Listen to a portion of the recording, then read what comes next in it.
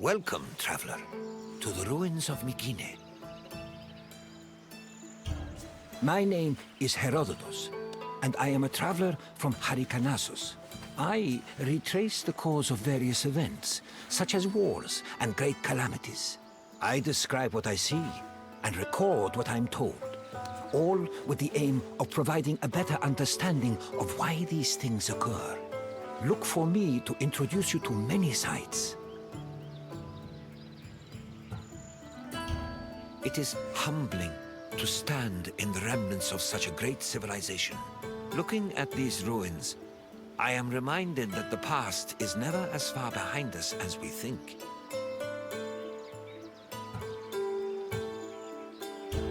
These are the ruins of Mycenae, center of the old Mycenaean civilization. It was home to great warriors and heroes. In many ways, places like Athens and Sparta stand on the shoulders of its accomplishments. This tour will take you through its ruins and introduce you to its most important monuments, revealing its history in the process. I hope you enjoy yourself. I'll be waiting for you at the end of your visit.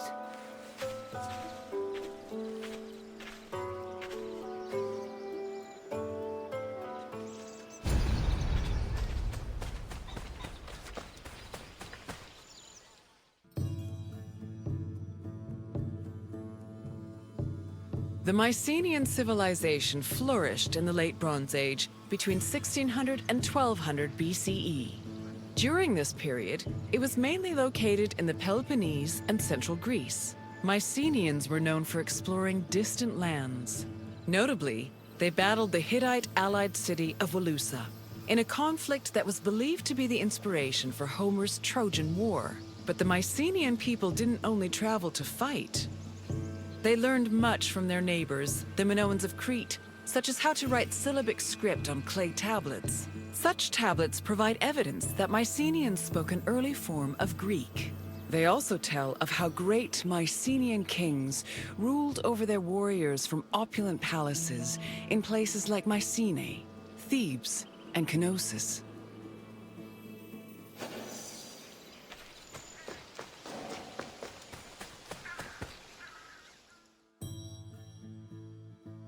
The entrance to Agamemnon's Citadel, or the Lion Gate, is one of the most iconic monuments in Mycenae. It is impressive for both its height and for the intimidating rendering on its relief, which depicts two lions standing on either side of a column. Unfortunately, the lions' heads, which were presumably made of a precious metal or higher quality stone, have been lost to time. The gate was most likely meant to greet a triumphant king returning home from successful military campaigns and to awe foreign visitors.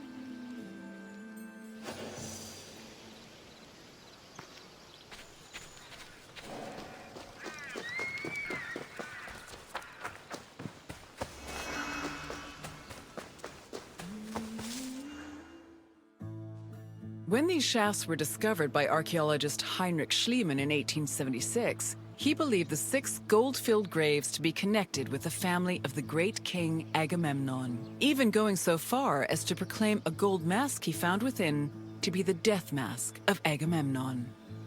However, this was refuted by later excavations, which showed that the 19 bodies buried in the shafts dated back to a few hundred years before Agamemnon was even born. In fact, at the time of the body's burial, the Lion Gate and the Citadel walls had not even been built yet. It's estimated that the people in the graves were members of the first Mycenaean dynasty. The graves later became a place of worship for Mycenaean kings, who raised walls to protect them. These walls helped preserve several incredible artifacts, including women's jewelry, death masks, and masterfully crafted weapons.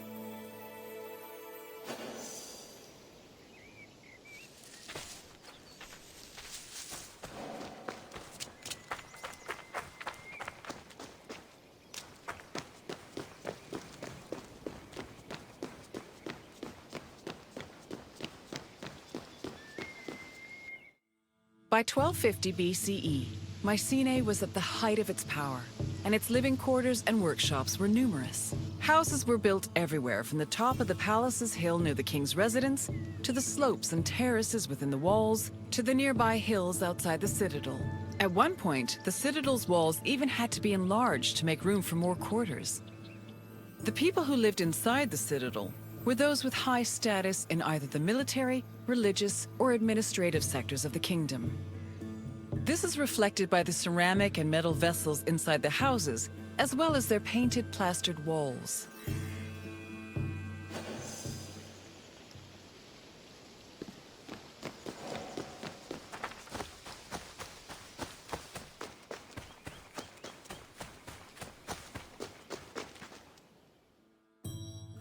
A traveler seeking an audience with the king would have first ascended a steep ramp from the Lion Gate to the Citadel's summit. Here, they would have walked into the palatial complex through a grand entrance called the Propylon. Once inside, their gaze would immediately be drawn to the palace's main hall, a monumental area known as the Megaron. The vividly decorated Megaron, which glittered with precious objects and colorful frescoes in its heyday, was where the king would have received the traveler. If the king was feeling generous, he would have shared with the visitor the palace's most marvelous feature, its commanding and majestic view, which stretched from the plain of Argolis to the gleaming Aegean Sea.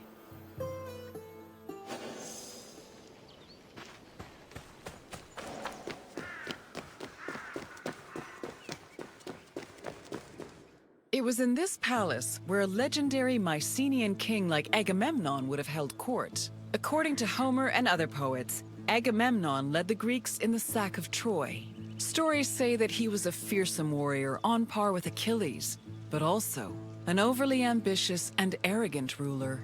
He sacrificed his own daughter, Iphigenia, to convince Artemis to grant his ships passage to Troy. After conquering the city, he returned to Mycenae with mounds of riches, and a Trojan named Cassandra as his concubine.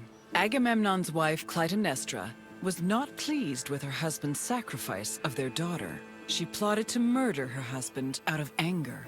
The plot was successful, and, depending on the version of the story, Agamemnon was either murdered in his bath by Clytemnestra or killed by his cousin Aegisthus during a banquet.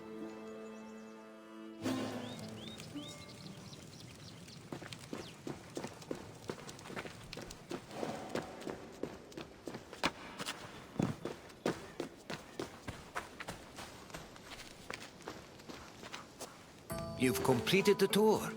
I trust it was an eye-opening experience. Though it did not last, Mycenae was a sort of precursor to what would eventually become the Greek civilization we know today. It's important we remember them, if only to avoid repeating their mistakes. Now, what else would you like to do? Then let's begin. First, I have quite a simple question. Which ancient city may have been the inspiration for Homer's depiction of Troy?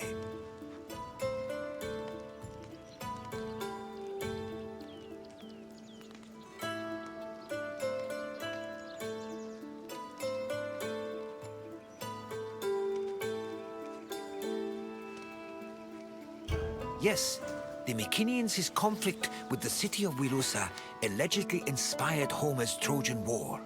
Now, for the second question. Agamemnon sacrificed his daughter Iphigenia to convince which god to allow him to proceed to Troy?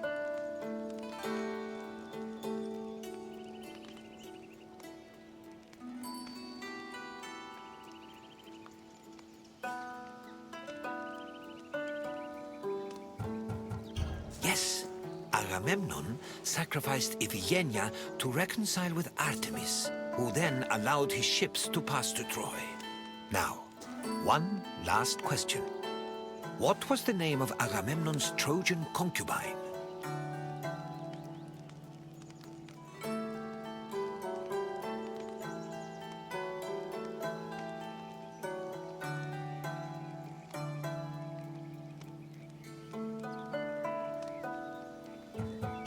Correct. Following the sack of Troy, Agamemnon sailed home with the Trojan prophetess named Cassandra. You've studied the ruins well, traveler.